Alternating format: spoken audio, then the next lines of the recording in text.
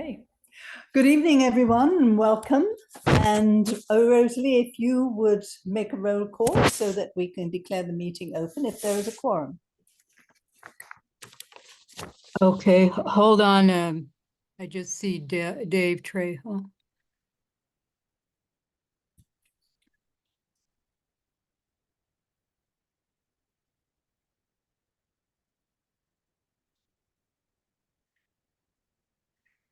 And Octaviano just joined us. So. Let's find out if we have a quorum. That would be nice. Let's just do it for the quorum. Okay, so roll call. Joan Jacobs. Present. Rosalie Preston, present. Laverne Frericks. Present. Nita Stonehawker. Present. Dave Trejo. Present. Arby Powell. Present.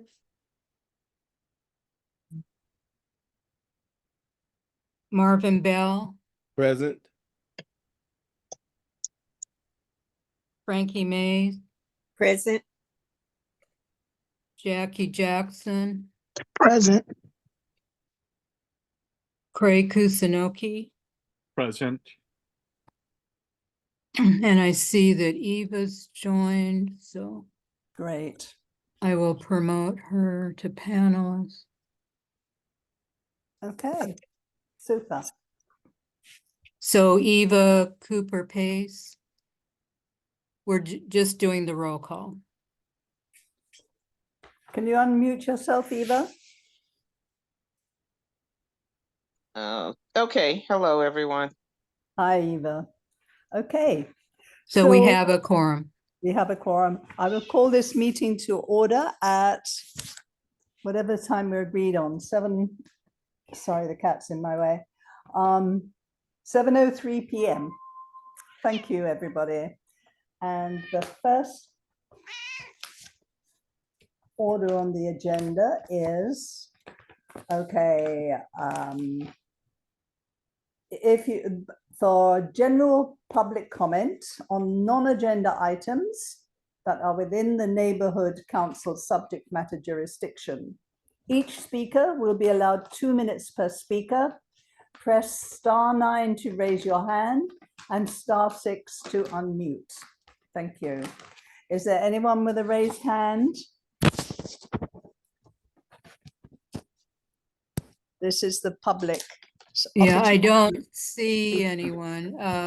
Dell Brent are one of our District 8 stakeholders. I don't know if she had something she wanted to say or if it's just to let everyone know that our senior lead officers will not be here tonight. They participated in a cleanup operation in the Athens Way area up in District 7, and so they cannot work overtime. Right. Okay, thank you. I see no hands raised, and so we will go on to the next item, item number 3, reports. So CD 15, is Nicholas here? I don't see it. So we can. No, Nicholas is here. Oh, he is here? I don't see him on the names. Oh, yes. Okay. So, hi, could you give a report from CD 15? Yeah, sorry about that. I wasn't a panelist yet, so I couldn't speak. No problem at all. No worries. Good evening, everyone. Again, my name is Nicholas Chavez. I'm the Harbor Gateway representative for Councilman Tim McOsker.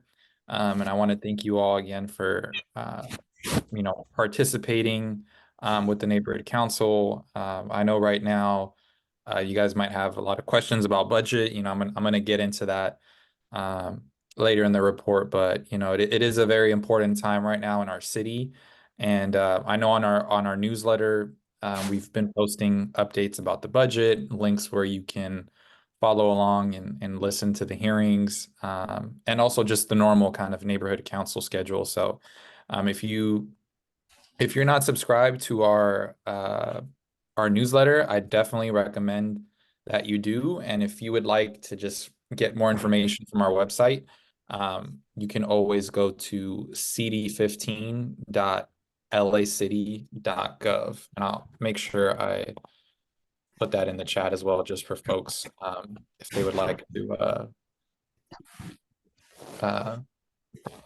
access our website. So I'm gonna go ahead and put that in the chat. But going on to the report, just a few things that I also want to reiterate. First, again, with the community plan update, I know our planning director, Pamela Thornton, has presented to the Plum. I think it was last meeting or 2 meetings ago. I forget which one. But again, any feedback that you guys have regarding the community plans, I would definitely, submit inquiries either to myself, to Pamela, which again, her information, our contact information is on our website, and also to the community planner working on the Harbor Gateway plan, Christopher Pina. So again, that's just more so a public service announcement, to let folks know that they're still submitting, they can still submit comments to city planning.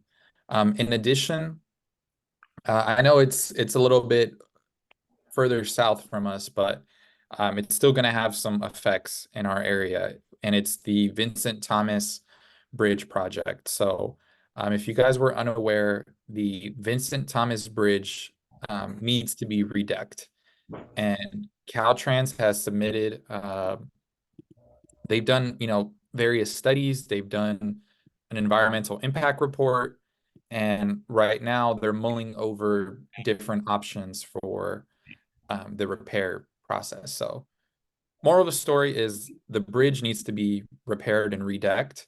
Right now, there's 4 construction options and timelines. One involves a full closure of the bridge, and that work would take about a year and a half to complete. The second and third options alternate with closing down one lane of the bridge at a time. And then I believe the last option, it's a more conservative option. I think it only deals with overnight and weekend closures of the bridge. But I do bring that up. You might be wondering why that's relevant. It's going to have effects on traffic everywhere. So it's definitely going to affect the 110, the 105, folks that take the 710. So Caltrans is taking input and comments right now. I think I forgot to write down the comment period, but I'll go ahead and also I'll add the link for the website where you can submit comments in the chat. So again, I just want to reiterate the importance of that. Right now, I believe the detour options were Anaheim Street, PCH, and then Sepulveda. Those will kind of be the main detours for this project when it eventually gets started. But again, it's going to have, secondary impacts on the 110 and also just a lot of our other streets, especially with a lot of the, the traffic that's comes in and out of the port, and really how important, the Vincent Thomas Bridge is for all of the commerce going on there. So again, I urge you guys to submit any comments if you guys haven't already. Another thing I did want to stress as well is with 311. So I did want to thank, everyone that, submits 311 regularly and often. It's really important for the city departments, whether it's sanitation, whether it's street lighting, to receive all of that data. I know sometimes it's frustrating, especially regarding street lights when there's a lot of delays, but we do appreciate you guys getting all of that data in. And again, it is important for the departments to analyze that data, spread resources to the appropriate locations, and also, for, things to be reported. You'd be surprised how many times I've come across, whether it's illegal dumping, lights being out, or kind of other issues, where, you know, people tell me, oh, it's been like this for like a month or two, but you know, it's never been reported. So again, I commend all of you guys that have been reporting regularly, and definitely please spread the word to your neighbors or other stakeholders, whether, you know, that they can call 311. They won't be charged. It's not going to come out of their pockets. It's a free service that the city provides to, you know, connect our stakeholders with resources. Another thing I did want to bring up is our Clean 1-5 team. So they've been extremely busy with cleaning up various locations in our district, especially in the Harbor Gateway North. Almost all of the underpasses have been cleaned up since we last met, between, you know, Central, Stanford, Maine, Broadway, San Pedro, even the underpass of the 110, 105 interchange that goes underneath, goes over 117th, right by Athens Way.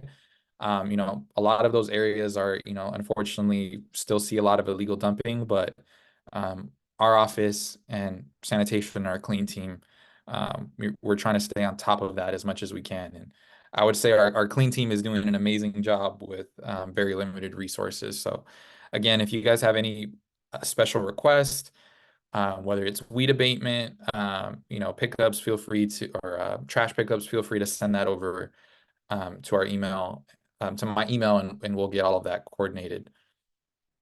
Another thing I did want to bring up is I did want to thank, I know a few months ago we asked for comments regarding the underpass motion that Councilman McCosker submitted to City Council.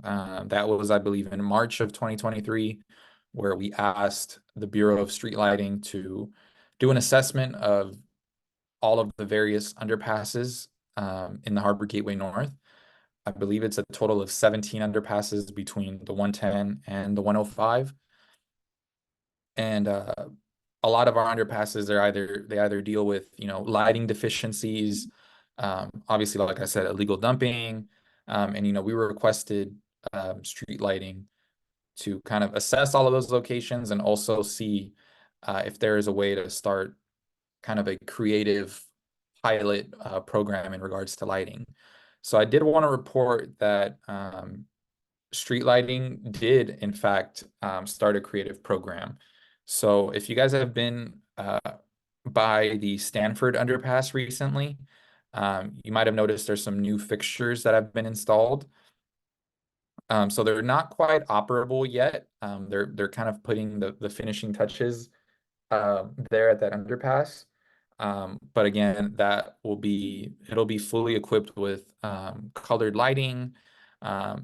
And I have to double check. I will confirm by next meeting, but I believe they also did install cameras at that location.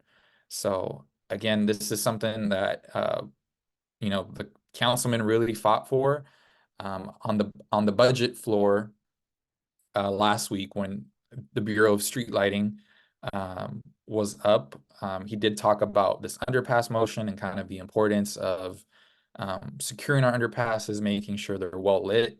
And even though street lighting is working with limited resources, they are, you know, very focused and very engaged in, especially in our district that has so many underpasses, and kind of making sure they're safe, secure locations. So I will keep you guys up to date once that Stanford underpass is fully equipped and fully on the go. But it is going to be a very nice location. And again, I know a lot of students that go to 116th Elementary obviously go underneath that underpass. I believe the neighborhood council got some plants there on the parkway. So it should look really, really nice in the next few weeks once the improvements are finalized. Just to clarify, with that beautification project, it never could go forward because there had to be a final approval from Caltrans and they would never give it. Unfortunately.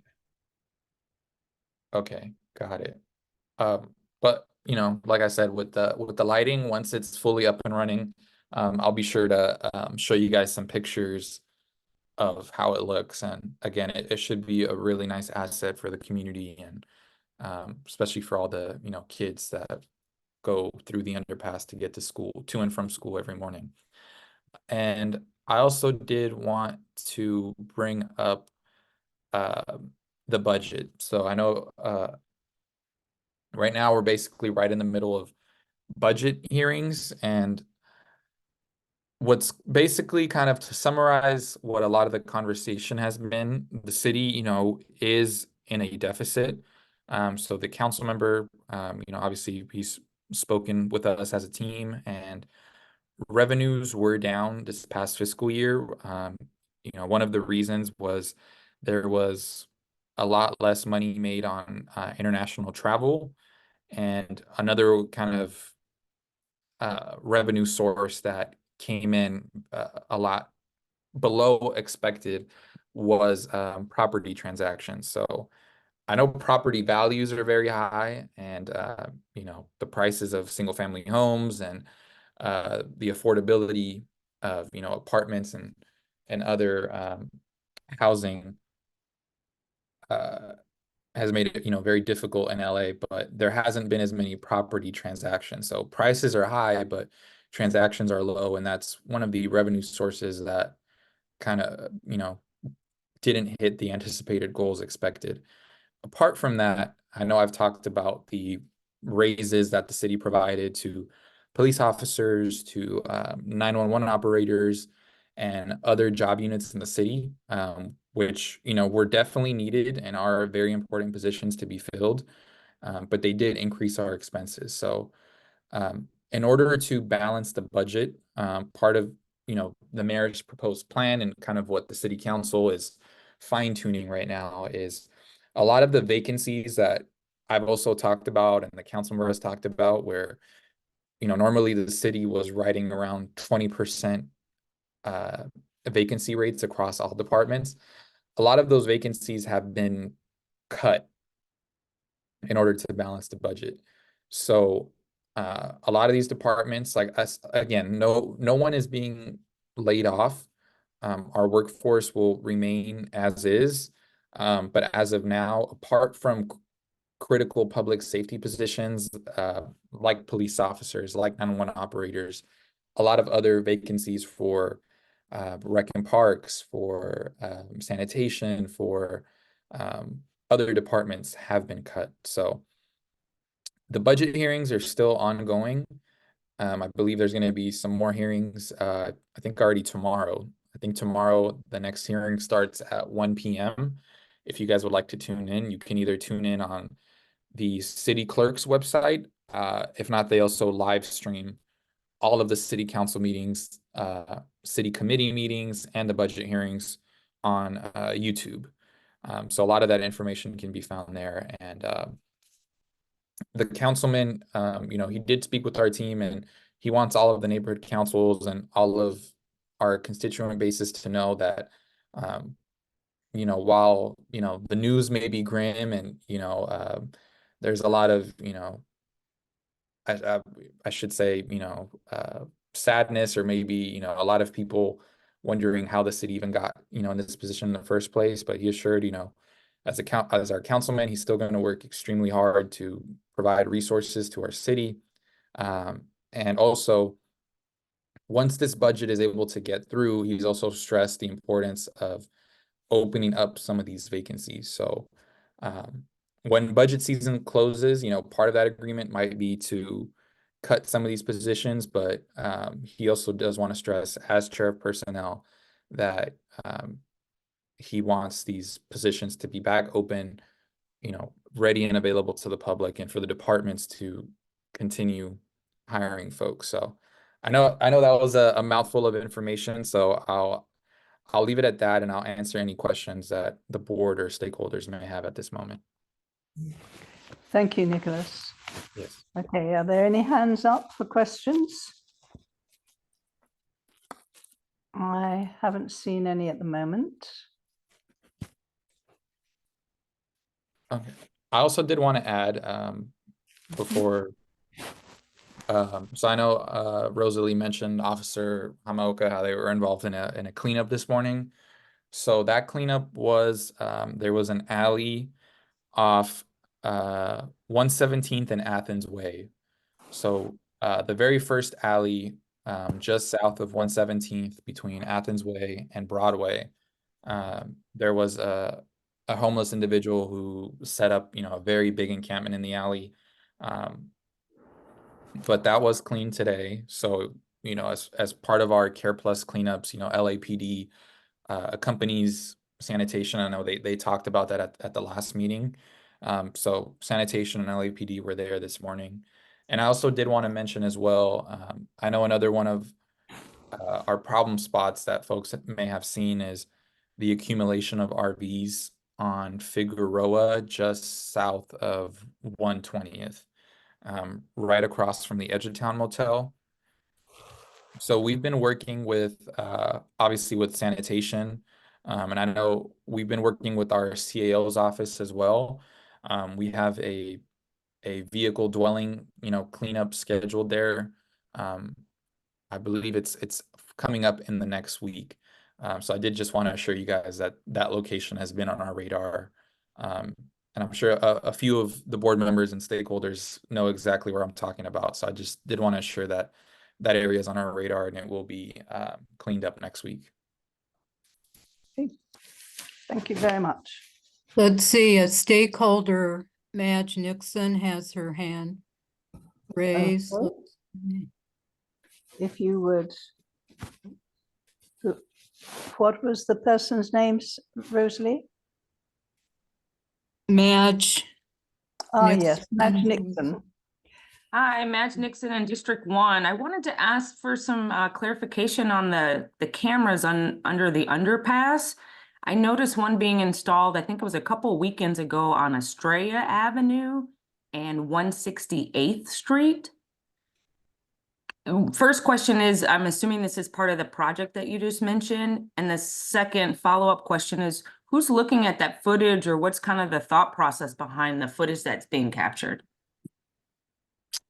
Yeah, just so you know, we did not, our office was not involved with that location. I know the Neighborhood Watch group out of the Merit Tract did a community cleanup there recently. And I'm not sure if those are actually real cameras. I believe they're just decoy cameras. I could be wrong about that, but our office and the city was not involved in that installation. Okay, thank you. No problem. Okay, thank you. And I also did want to add as well, I know I received some feedback from a lot of other folks in the Merit Tract asking about the overgrown lot right off of Hoover that kind of leads into that area off the 91. So the owner was sent a notice a few weeks ago about the overgrown brush. So I reached out again to the group at Street Services that sends the notices out, just to follow up with them. I know last year the owner of all of that land received the notice and then cleaned it up, I think within a month or two. So I will keep you guys posted, but just so you know, a notice has been sent. So hopefully they clear that out by next meeting. Okay, thank you very much. And any other questions? Rosalie wants to ask Nicholas. Okay. Recently, in driving by on Figueroa, just north of 117th, there are at least one homeless person with a tent behind the people's homes on the south side of the 105. I don't know if you've noticed that, Nicholas. Yeah, I've noticed it. So I know kind of a lot of that area, especially between Hoover and Figueroa, there's been kind of encampments repopulating. So I know the mayor's office recently had kind of a follow-up meeting about their Inside Safe they had done last year, right there, right off of the 105 in Hoover. So I'm gonna reach out again to the mayor's office and then also Union Pacific. Just kind of letting them know that, the area is kind of beginning to repopulate. And what are our options, or if we can do something else right there. But yes, I am aware of it. Thank you. Hello, anybody else? I don't see any hands raised. Rosalie? You don't? No. No, Okay, then let us go on to item 3C. Is there someone here from the mayor's office? yes, Jocelyn Dominguez, let's see. I'm sorry, Joan. This Yeah, is hello, Eva. Rita. Before Yeah. you let Nicholas go, Uh-huh. I wanted to ask him about the RB on Laconia Go ahead. in the cul-de-sac. What's being done about that one? Nicholas? Or did we Yeah, let him go? hi, Hi, Eva. hi, I'm Nicholas. still here. Good evening. So, yeah, I am Because aware of that one's growing. It's growing daily. Yes, so when I went out there to take some pictures, I spoke to the gentleman that's living in there. I spoke with Officer Martinez as well. He has a family member that lives in one of the apartments off the street, so that's why he stays there. So it is on our radar. We have a few cleanups already scheduled, so it might, like I said, we have Figueroa over there right by the Edge of Town Motel. Right. That's That's a coming big up. one. So it might take us a few more weeks to get to that one. But we've already sent kind of LA Hop and Outreach has been out there. So I'll keep you posted by Okay. next meeting, but we're aware, and we're gonna work with the gentleman and see if he's willing to accept services and come inside. Okay. Thank you. Anybody else? No? Okay. So the mayor's office, if you would stand and introduce yourself and unmute yourself rather and introduce yourself. Thank you. Hi, yes. Good afternoon, everyone. Jocelyn, there you are. Yes. Hi. Sorry, it takes like a minute for it to like let me in. I don't know if it's because of my connection, but I apologize. Hi, everyone. My name is Jocelyn Dominguez. I am the Community Engagement Manager for Mayor Bass. I do have a few updates that I just wanted to have. Firstly, I will just start off with the mayor was in our district last month in Wilmington for an Inside Safe operation where we were able to address an RV encampment and move close to 40 individuals inside. So we had a huge success there, and we did have a follow-up webinar with the community members in that area to kind of share with them what an Inside Safe operation looks like and how they can partner with us and their council office to ensure that that encampment doesn't return. And then in addition to that, the mayor was at the Port of Los Angeles last week. She was joined by representatives from the Biden administration and the Port of Los Angeles to launch Amazon's largest fleet of heavy-duty electric trucks in the world, serving the ports of Los Angeles and Long Beach, and announcing an important step towards her efforts to reduce emissions, improve air quality in the surrounding neighborhoods of the Port of Los Angeles. So this is Amazon is rolling out nearly 50 heavy-duty electric trucks in Southern California, adding to the hundreds of electric vans already deployed throughout the state. And then also another announcement, very relevant to this body here, the mayor did applaud City Council for confirming Carmen Chang as the new Department of Neighborhood Empowerment General Manager.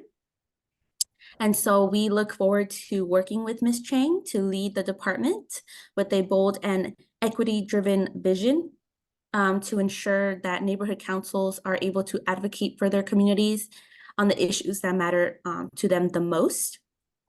And so this is real exciting for us because under my team, community engagement, the Department of Neighborhood Empowerment is under our purview.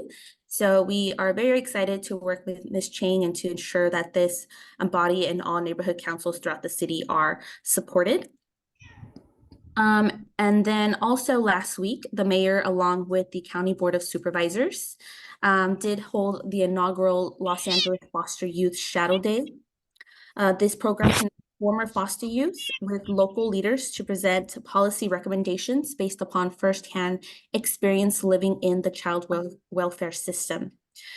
Based on specific feedback from delegates during the program, Los Angeles County Supervisor Catherine Barger will introduce a motion to remove barriers for foster youth who have aged out of foster care and are in need of housing vouchers, and to help increase their use of housing navigation services and prioritize child care for foster youth who are parents. And then I know this was already touched on already, but the mayor did release her proposed budget. I did link the summary of that budget in the newsletter that I sent out earlier last week.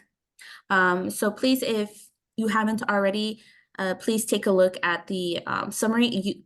You can also see like the full length proposed budget if you want to, but just to make it easier, because it is pretty long, you can read through the summary. And yes, there are some cuts and we are in a deficit, but our goal with this budget is to continue the work that we have been doing this year. So that is what we are striving for with this budget. And also wanted to make you all aware that on our website, we now have a dedicated tab for you to share your opinion or give feedback to the mayor. So if you go to mayor.lacity.gov/contact, you are able to share your opinion with the mayor. And I don't want to confuse that with like a public comment. If you still want your feedback to go on record with the city clerk, please continue to use the portal to submit your public comment. This is just a way for you to share that feedback directly with our office and the mayor. And we do have a team who checks that portal on a daily basis to see what our constituents are sharing with us. So just wanted to make you all aware that you do have that resource available. And then other than that, those are all my updates, unless there's any questions. Rosalie just wants to point out that we have the mayor's newsletter in our electronic newsletter that we send out, so people can open it and get to the link to the budget that way. Thank you, Rosalie. Okay. Thank you. Anybody else? Patty Perkins has her hand raised, Okay. so let me see. If you would ask your question, I assume this is for Jocelyn. That was a mistake. I lowered my hand. Thank you so much. Okay. Thank you. Anyone else? If not, we will pass on to the next item on the agenda, which is Los Angeles County Supervisor Second District. Is a representative here? I don't have everybody's names, I'm afraid, here. So No, we do not see. no, thank you. Okay, in which case we will go on to the Department of Neighborhood Empowerment. I thought Octaviano was here, Rosalie, is he not now? Yes, but let's see, Octaviano? I think I tried to make him a panelist earlier, so. Okay, now he should be here. Okay, great. You have the floor, Octaviano. All right, can you hear me? Yes, thank you. Okay, thank you. It also takes me a few seconds to get the promoted there, so thank you for that. No problem. So I have a relatively short report. I always say that, but I think to get into into some of the details. So don't hesitate to stop me when I get too involved here. But I noticed that the mayor's office announced our newly appointed general manager. So thank you for that. We as staff haven't met her personally. Some of the folks had the opportunity to go to Chambers and where she got confirmed. Zachary. But we haven't had a chance Zachary. to, as a majority, to meet her personally. Shaky foot, come on. Oh, Ms. Perkins, if you don't mind muting yourself. Grab your shoes. I don't know if you, okay, perfect. Okay. So looking forward to new leadership in the department. One thing that I just changing the subject here and with focusing on trainings, we have received quite a bit of inquiries about the new training requirements. So as you're aware, we've been working with board members having just 3 required trainings. Now there's going to be a total of 5. And if you've been reading your neighborhood council profiles that go out every month via your email, if you've been reading some of my emails or even receiving our newsletter, you've noticed a big emphasis on these trainings. So the big one, I think, is the amended code of conduct. That one needs to be at least acknowledged as part of your training, even though some of you may have just taken it. In your cornerstone, you will have a new updated version of this policy that we'd like for you all to review and understand. Some of the big changes involve now requiring committee members to take that training. So all board appointed stakeholders that are appointed to serve in your respective committees will now be required to take this training. They will not get access to a training platform with Cornerstone. So we're asking neighborhood councils in compliance with the policy to administer that and hold your stakeholders accountable to getting that done, and also keep a record of that acknowledged and signed policy. So it's no different than the previous years before we went electronic, where we printed out these hard copies, or if you want to go a little bit more techie and provide an electronic version where they can sign it and then keep that on record for yourselves, that would work as well. So a lot of the details are in the policy, but that's one big one, and that one's due June 3rd. The other 2 are also due June 3rd, which is the anti-bias training and the gender expression and gender identity training. A little bit lengthy, those the other 2, but we've gotten some fantastic feedback. Even though they're required, once people go through it, they walk away really happy about having taken it, and a greater appreciation about their roles and responsibilities to each other and to this great diversity that we live in, and the diversity that we have in so many of our neighborhood councils. So I think it's worth really listening to some of that information that's shared in these trainings. So all those 3 trainings are now due June 3rd. And then nothing else. Oh, and once you do them, they don't expire, which is another a new thing for the code of conduct. So the other 2, ethics and funding, are required to be done every 2 years. And then last but not No, least, that's not true, Octaviano. Now the only one every 2 years is ethics. oh, okay. Well, it's not funding anymore. No, Oh, well, that's only for financial officers probably, but okay. for Let me get regular clarification. board, yeah, it's, if you go to our page Mhm.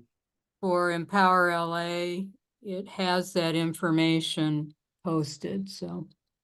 Okay, I have it. I'm looking at it now. It says ethics expires every 2 years. Funding expires every 2 years. Code of conduct Well, does not that, expire. yeah, that's Yeah. not, yeah, but somewhere Yeah. else it said it didn't. so. Dude, okay. You know, Rosalie, I'll double check. Okay, Yeah, and, just and so we're all on the same page. the ethics is because it's a Brown Act requirement, and that's written into the Brown Act, I believe, every 2 years, so. And the other caveat too is that they may not expire, but if those policies do change or are amended, like the code of conduct was recently in February, the department will ask to board members to take it again. So same with the other trainings. You may be asked to take those if there's any significant changes to them, which essentially would bring about a newer awareness and set of tools for board members to be aware about, to comply with, et cetera. So thank you, Rosalie, for pointing that out. And also, can you remind people, because one of the hardest things is people forget their Cornerstone login. How do they get that information again? Yeah, so now that you're probably going to do your trainings less frequently with the 3 and every 2 years with the 1 or 2, you, like any reasonable person, you probably forgot your login and password. So there is a process to reset it. You can reset it on your own, just like any other password that you forget. But we do have staff that can assist with that as well if you're having trouble logging in or getting access to your password, or you're doing it and it's just not working. Reach out to us and we are able to reset your password. Your login won't change, but we'll be able to resend everything to you. So you're able to do that every 2 years. And on that note too, I do want to remind board members, if you do have expired trainings, some of those, there's a policy with funding that restricts and makes you ineligible to vote on funding items. But also more consequently, the code of conduct has more of a consequence in terms of if it's not done, you may put your status on the board at risk with a suspension and eventual removal.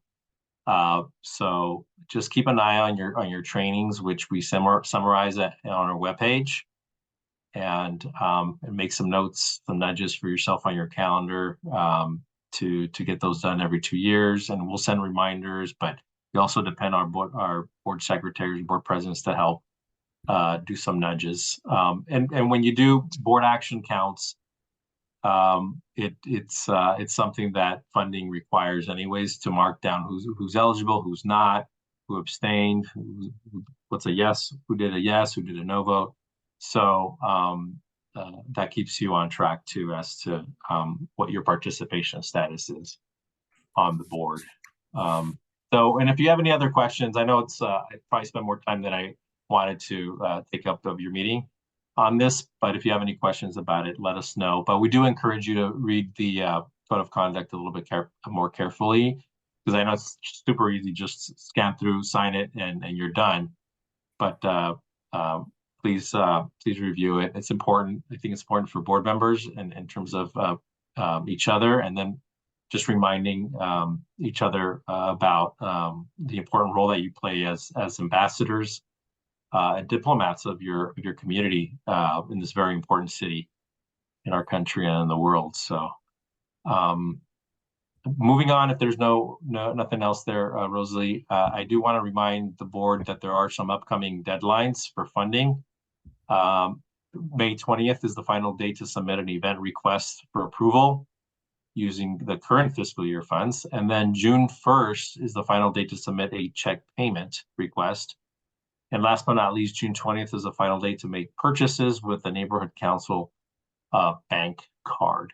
So with that, I'll end my my report. Thank you very much. Thank you very much, Octaviano. Is somebody wanting to ask? Nita wants to say some, ask Nita. some- Okay, Nita, go ahead. Octaviano, I tried to get into the Cornerstone and it's got a little link for if you forgot your password. I hit that several times and never got an email. So kind of at a loss what to do at this point. Well, you are an excellent candidate to email me and I'll get you connected with our staff person that has that behind the scenes access to be able to help reset it for you. Thank you. All right, thank you. And just let me know exactly what, like the little issues that you were having, because it helps us I just don't that get an picture email. feedback. It says it's going to send me an email and then I just never got one. Yeah, like an error message or something. If you don't mind taking a No picture of error it. message. I just never received any email. So I don't know where Okay. it's being sent, but Right. I have. Mention that in the email to Octaviano, so. And then whenever you then- send me, I'll forward to our tech person, and they take that into account to make improvements and raise some flags with our information technology agency, who actually administers that platform. So, yeah, thank you. And Thank we have Lou Watson has her hand raised. Hi, Octaviano. Hello, Lou. Please give me a call. Okay, I'll make a note to give you a call. Thank you. Then Octaviano, are all of the trainings on Cornerstone, including those, the one we signed, Code of Conduct? Yes, all of them are now, just for board members, are now available on Cornerstone. Okay. Yeah. And if you remember, we're making the strong push now, but those other two trainings, the gender expression and anti-bias training, those were always trainings that we asked board members to take, but they were we were kind of in limbo whether they were required or optional. But now that the process has been finalized and there's some and they're now on Cornerstone, now we can do we've been doing a bigger push because now there's access, right? Whereas before there were some kinks here and there that we needed to iron out for our board members. So yeah, all five are now available. Oh, and last but not least, Rosalie, unless I can take Lou's question. I forgot to mention one other thing. Lou just wants you to call her. Oh, okay. One other thing. So we hired two new staff members, Vincent and Helena, and they've gone through their orientation process and are now ready to serve our neighborhood councils directly as neighborhood empowerment advocates. And so from what I'm told, this may be most likely my last month with Harbor Gateway North. And you will be getting one or the other to serve you moving starting in June. I'll still call you, Lou. Okay, thank you. All right. You know what I want, huh? What's that? I think you know what I want. Oh, the NC profiles? Got it. All right. Thanks, Lou. All right, Joe. Thank you. If that's all, I'm good. Thank you. Thank you very much. Okay, if there are no other questions for Octaviano, we will. Let's see, Patty Perkins, your hand is up again. Did you Sorry, have I a can't question? see these, but go ahead. Patty Perkins. Can you? My hand is not raised. I'm sorry for the interruptions, but it's not raised. Okay. So if you see my hand, just ignore it. I'm just listening, okay? And then you should, if you really have a question, then keep flashing if we're ignoring it, right? get our attention somehow. Okay, so item number 4, acceptance of the resignation of Keith Pitts as treasurer and appointment of Marjeni Nixon as HGNNC treasurer to fill the remaining term of office. And we will proceed and then vote. Rosalie? So, Jenny is here. She wanted to make a statement. Lovely. Thank you. Marjeni? Hello, can you hear me? Yes, beautifully. Hi, my name is Majani. I typically go by Madge. As I had mentioned earlier in my question, I'm in District 1. Been living here for several years. I'm currently the secretary on the PLU, Planning and Land Use Committee. I'm continue to, be interested and look for ways to increase my involvement and serve on the neighborhood council. So I would be, honored if I'm appointed as treasurer. I work in corporate real estate. I recently got a new position just a couple of days ago, and I'm managing a team, and we have a very large P&L or profit and loss sheet budget. We manage, tens of millions of dollars at a large private corporation. I do my own personal finances, taxes for myself and my family. I'm not a tax person per se, but I am someone who's very comfortable with money and numbers. And so I think that, it would be a good fit for me and my skill set. You all probably have also seen me around in my area. I walk my dog once or twice a day, and myself and my partner are constantly, it feels like constantly putting things up on 311, from graffiti to dumped cars to you name it. So we remain very involved in the community. And so I just wanted to, reintroduce myself. And again, I would be honored to be the treasurer, appointed treasurer if you all see fit. Thank you. Thank you. Now, Rosalie, do we need to do this in 2 parts, or it can be just one? No, I'll make a motion that we Accept. appoint Jenny Nixon to fill out the remaining term due to the resignation of Keith Pitts, and her term would end on June 30th, 2025. Okay, so basically it's just an announcement that Keith Pitts has submitted his resignation as treasurer, right? And we Right, and that's why we have a vacancy. Yes. Yeah, thank you.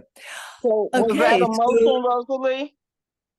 Hello, who's speaking? Was that a motion by Rosalie? Yes. Yes. Okay, I second it. Thank you.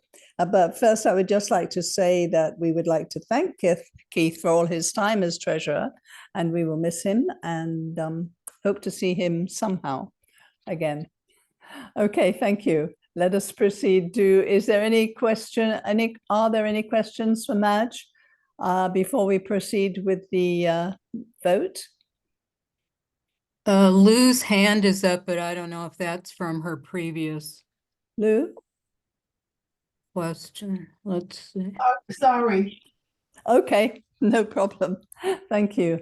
Okay, if there are no questions, then let us proceed with the roll call, Rosalie. Thank you.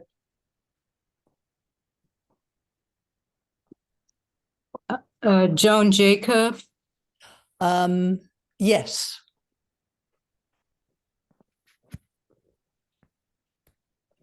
Rosalie Preston, yes. Laverne Frericks? Yes. Nita Stonehawker? Yes. Dave Trejo? Yes. Arvie Powell? Yes. Eva Cooper Pace? Yes. Marvin Bell? Yes. Oscar Ruiz? Yes. Frankie Mays? Yes.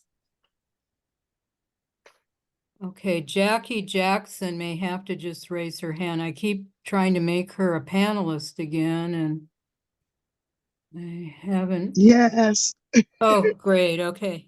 Thank you. I made it. Um, Yes. Will Yates,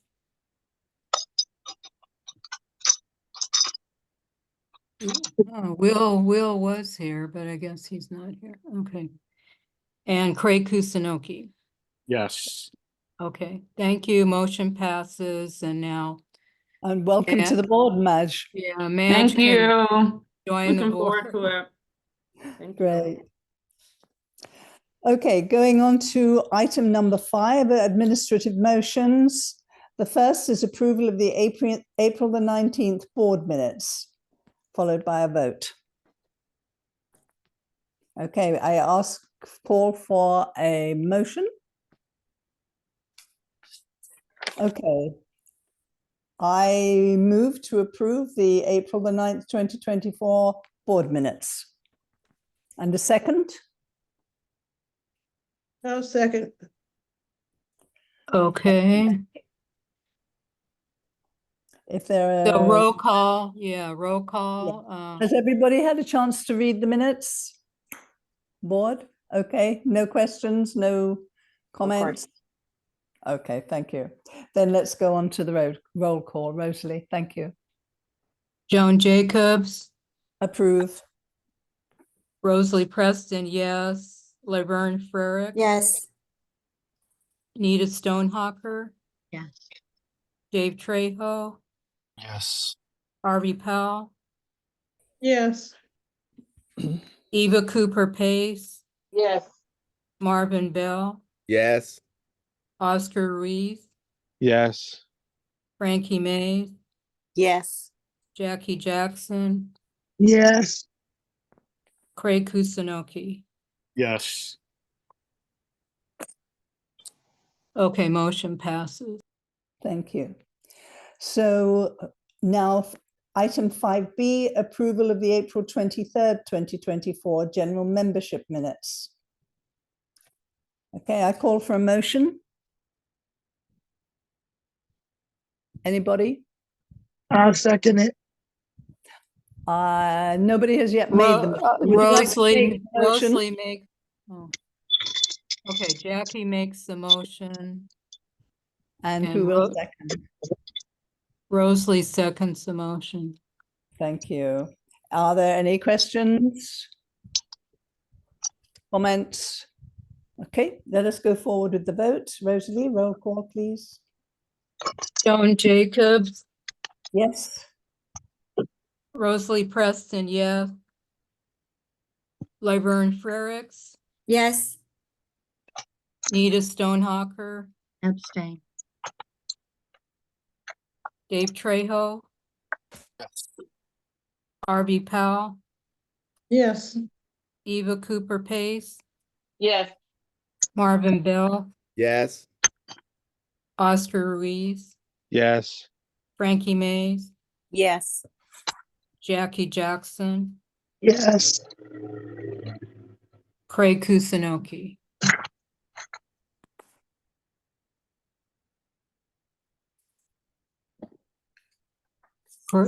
Craig? Yes. Okay, motion passes. Thank you. Item 5C, approval of the April 2024 monthly expenditure report. And there will be vote. I call for a motion.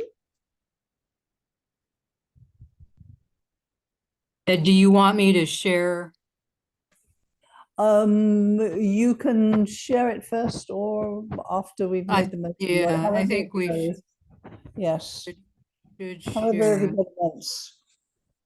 Let me try to pull it up here. Okay, so we'll see it first then. Thanks, Rosalie. This is where we miss Keith.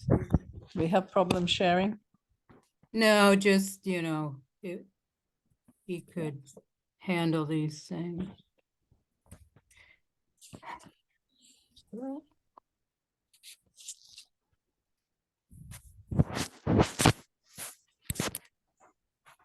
Okay, so now.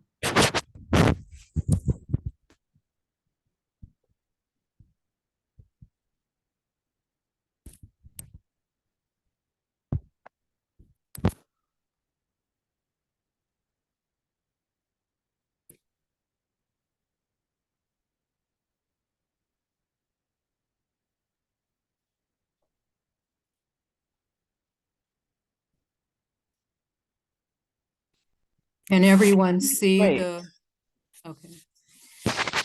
So we began the month of April with $17,723.02. We spent $1,274.01. And there are a number of outstanding expenditures, which means that Keith wrote the checks, but they haven't cleared yet. So the net available is $13,000, $187.40. There was our office, internet and Wi-Fi, the permit fee to LAUSD to hold our April 23rd general membership meeting at the 116th Street School. Refreshments for that meeting are monthly payment to Christina Smith for our website updates, monthly payment for our office at 555 West Redondo Beach Boulevard, the monthly payment for our Konica Minolta copier machine, and the monthly bill for our landline. The outstanding expenditures that didn't clear yet are the $200 to Christina Smith for the March website updates, AT&T for the landline up to April, the May office payment for our office, Minuteman Press printing the flyers for the April general membership meeting, and Walking Man for delivering the flyers, and another payment for our copier lease. And I just want to point out that this is through April, and we can only, so there will be expenditures for May and a little bit in June, but we can only roll over no more than $10,000. So that's why there's some proposed other expenditures before the end of June to bring our amount below the $10,000.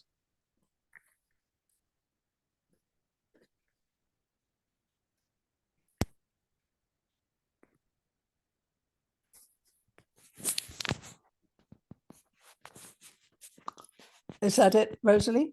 Yes. Okay, thank you. So I call for someone to make a motion to approve these expenditures. I make a motion to approve. Thank you. Who's seconding? Frankie. Thank you, Frankie. And are there questions? If there are no questions, let us proceed to the vote. Thank you, Rosalie. Okay. Rosalie Preston, yeah. Laverne Frericks, Yes. Nita Stonehawker,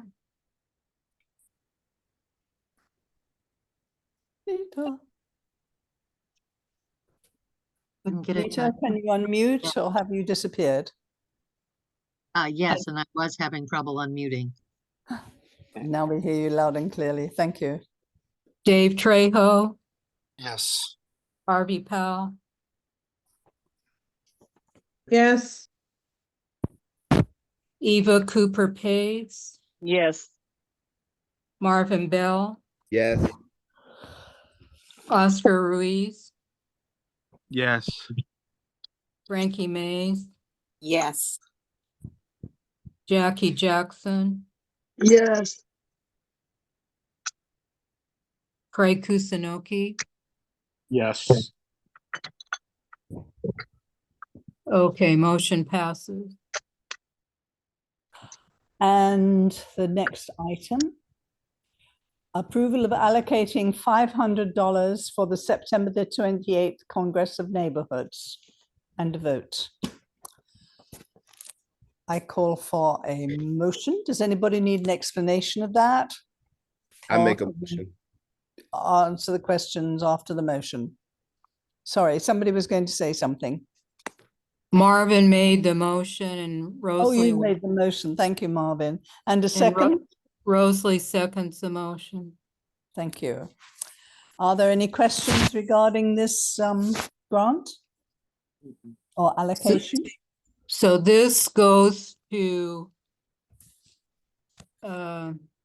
providing the food, a lot of the refreshments and some of the other costs of putting on an in-person Congress of Neighborhoods at the end of September at City Hall. Okay, thank you. Call for a vote. Rosalie? Okay. Rosalie Preston, yes. Laverne Frericks, Yes. Nita Stonehawker, Yes.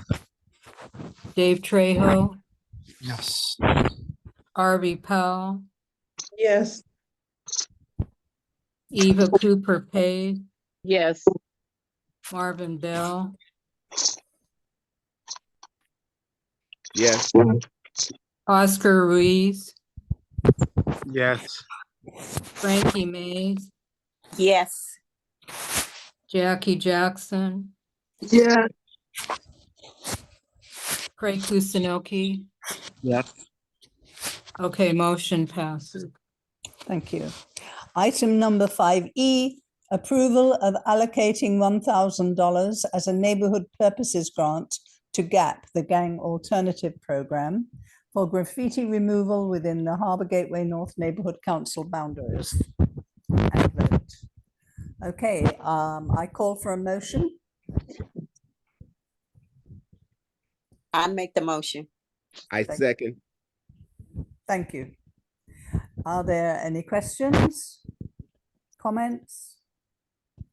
It's Okay. still, yeah, it's been hard to What? reach GAP as it always is, but hopefully we can get their paperwork in before June 1st so that For our, the deadlines, huh? yeah, so that our new treasurer can write the check. So Yes. we'll keep working on it.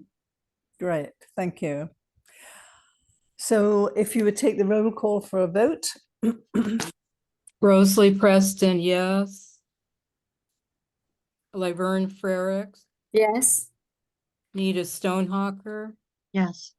Dave Trejo, Yes. Arby Powell, Yes. Eva Cooper Page, Yes. Marvin Bell, Yes. Oscar Ruiz, Yes. Frankie Mays, Yes. Jackie Jackson, Yes. Craig Kusinelke. Yes. Okay, motion passes. Okay, thank you. So item number 6, which are position letters.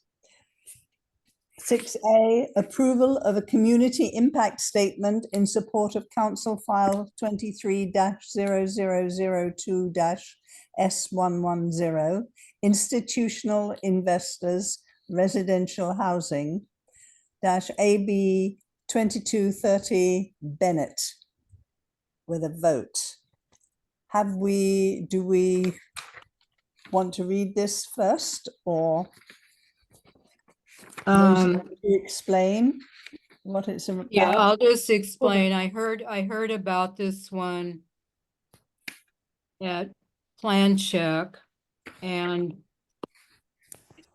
in all of the discussion about the difficulty of having adequate housing and the cost of housing, it has been pointed out that especially since the Great Recession, when a lot of people lost their homes, especially single-family homes to foreclosure, then a lot of institutional investors, LLCs and hedge funds purchased these homes and then rent them out at higher than what would have been monthly rentals. And so it tends to drive up, it's one of the factors that drives up the cost of rents in a neighborhood. So there's state legislation that the city council has asked that their lobbyists in Sacramento support, which is AB 2230 by Bennett, which would clarify that California's antitrust laws can be applied to anti-competitive practices occurring in residential housing, and would clarify that city attorneys may investigate and prosecute anti-competitive behavior. So it's just another way to try to have more affordable housing for people. Or keep housing affordable. Let's put it that way, right? Well, those houses which are affordable, keep them affordable. Okay, thank you very much. I call for a motion to approve this? I make a motion. Thank you very much. And a second? I second. Thank you. And are there any questions, comments? Yes? No? Then I call for a vote. Rosalie? Joan Jacobs, Yes. Rosalie Preston, yes. Laverne Frericks. Yes. Oh, and actually Madge can vote on this one, so. Great. Madge Good. Nixon, Yes. Nita Stonehawker, Yes. Dave Trejo, Yes. Harvey Powell, Yes.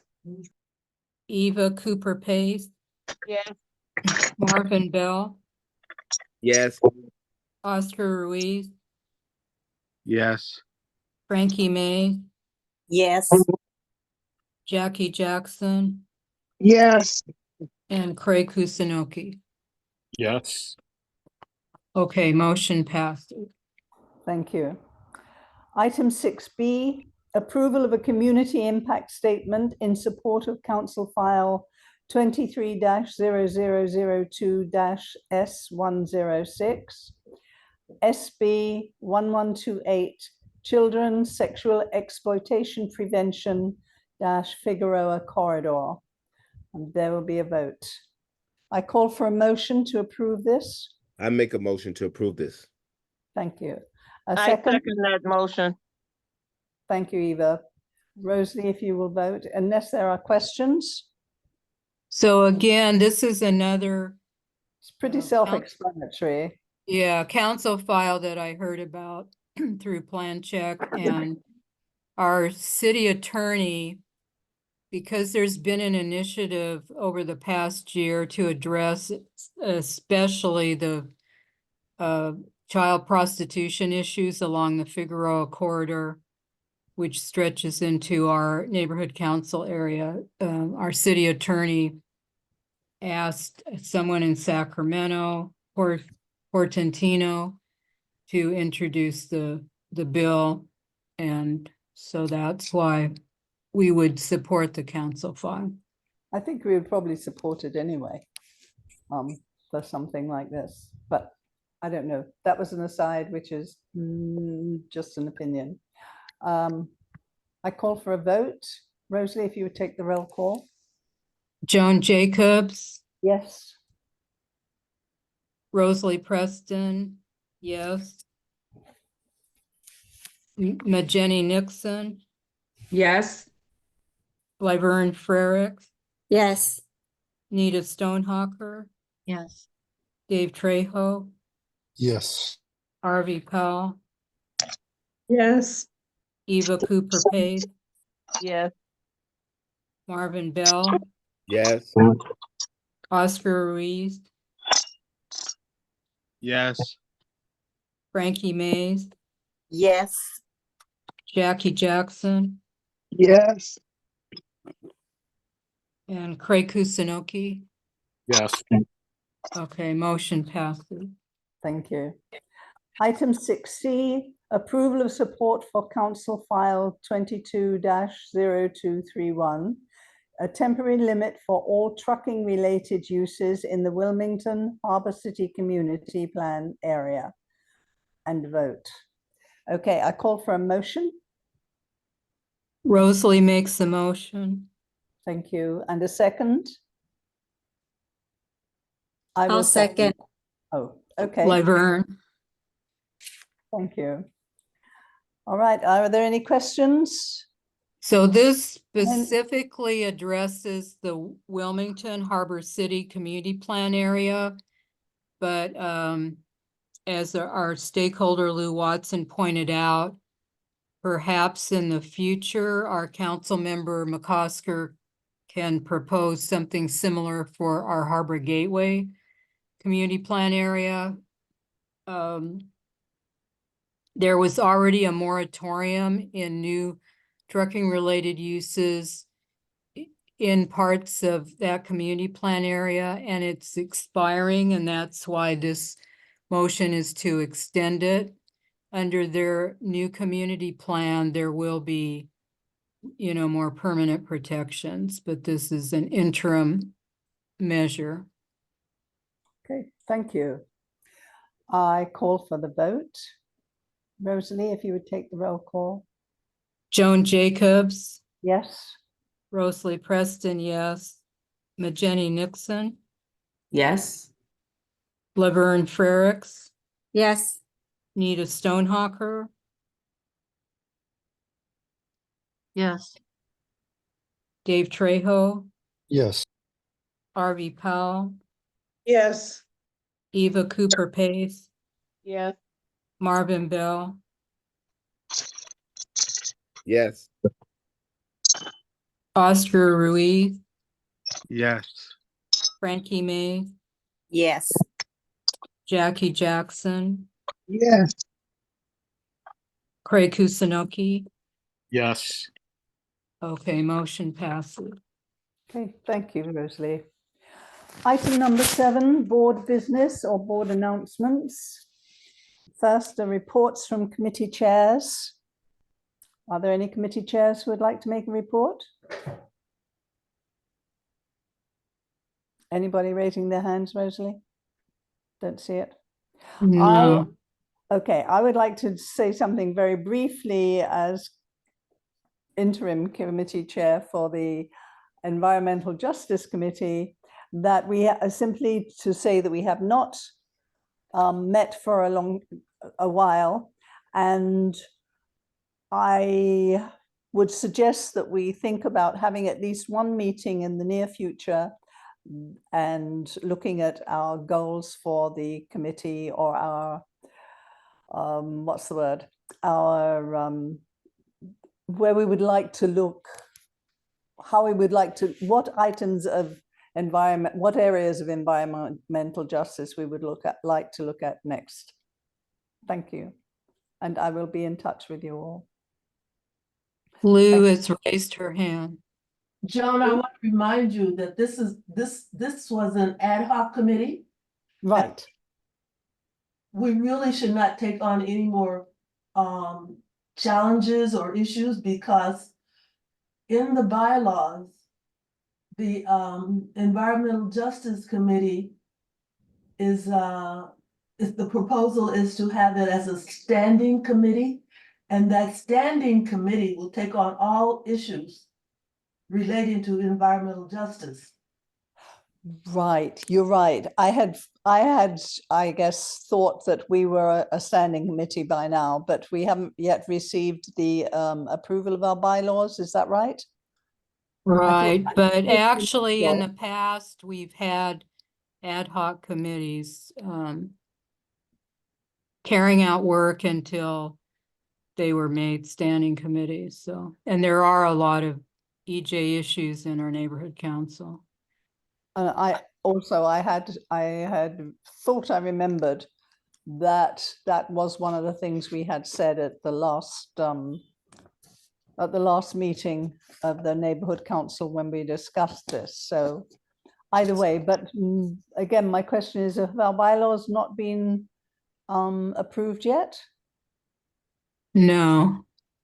Octaviano and the Department of Neighborhood Empowerment it's a process, so, but maybe so they Joan would can be look approved by into this April. with, I will. in consultation with Octaviano. Absolutely. Thank you. And thank you, Lou, for that comment. That's very good what you said. Okay. So if there are no other possible reports from committee chairs, item 7B, brief announcements from board members. Neighborhood Council Budget Day is June the 15th at City Hall. A report on the May the 4th District 7 Cleanup Day. Does anyone have the report on that? Barbara Tyson Frazier is not here tonight. Nicholas, we want to thank Nicholas Chavez and Councilmember McCosker for all of their support in providing the 2 dumpsters and all the tools. And in Councilmember McCosker's this past Saturday newsletter, there were photos included of the cleanup. Thank you. And then the District 8 light installation on Wadsworth cul-de-sac. Is there anything else to add? Just want to point out that one of our stakeholders was at the meeting at 116th Street School and raised this issue. And because I knew that the Department of Water and Power, sometimes maybe because they're better funded, but they often are really responsive to this type of issue. And there was one of their power poles at the end of that cul-de-sac.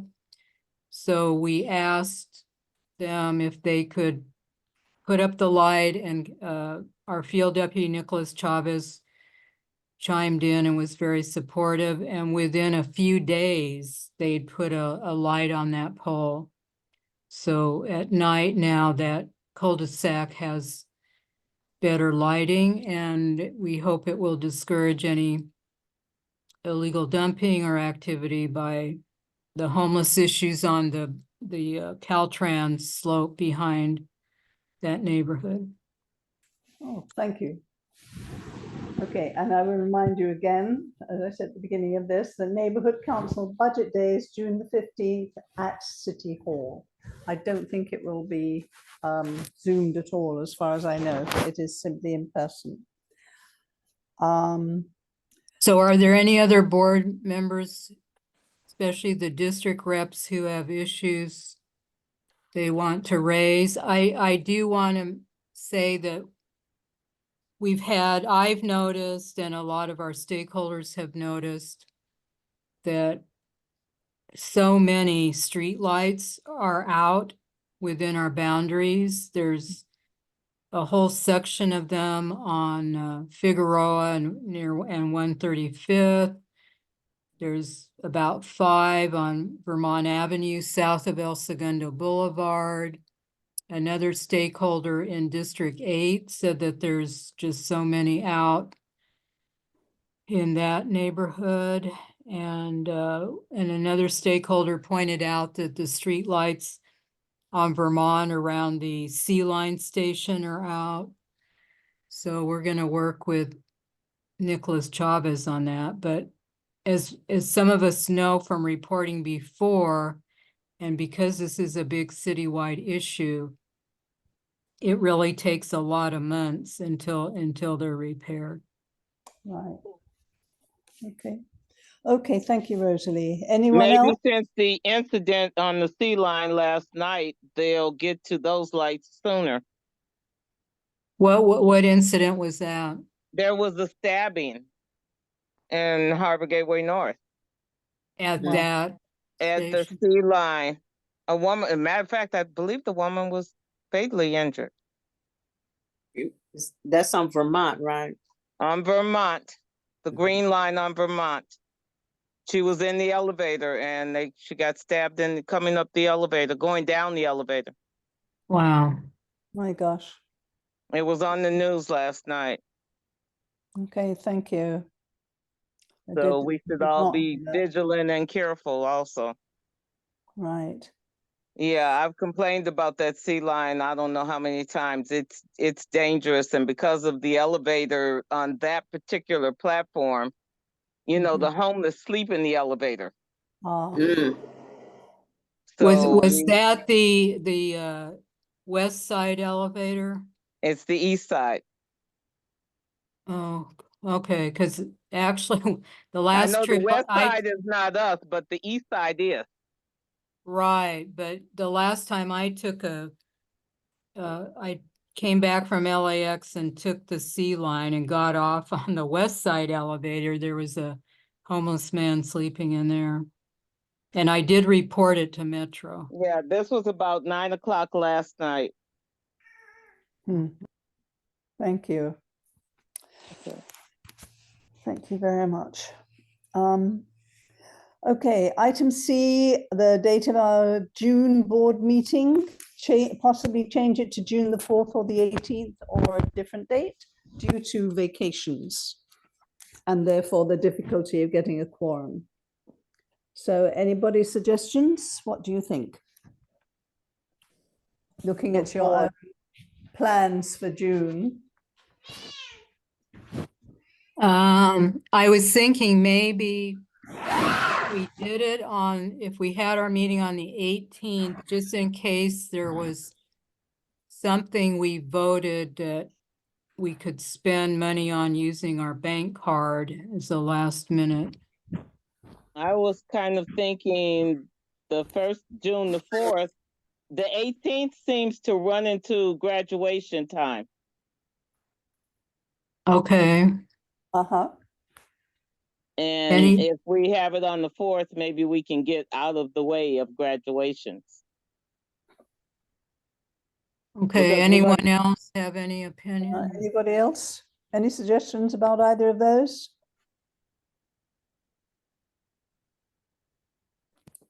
Should we make it for the 4th then? And we can still spend our card, right, Rosalie? Right. Yeah. Oh, but you're thinking of because, oh, well, if we had it on the 4th, we could, yes, gotcha. Anybody object to the 4th? Speak now or forever hold your peace. Okay, are we agreed to the 4th? You reckon that would work, Rosalie? Okay. Yep, okay. So then this meeting will be adjourned and our next meeting is on June the 4th. Thank you all very much. Thank you all for being here and we'll see you then. Good night. Good night. Good night. Bye-bye. Bye. And everyone, please do your new code of conduct or you can vote. Oh, Okay. yes, yes. Thank you for the reminder.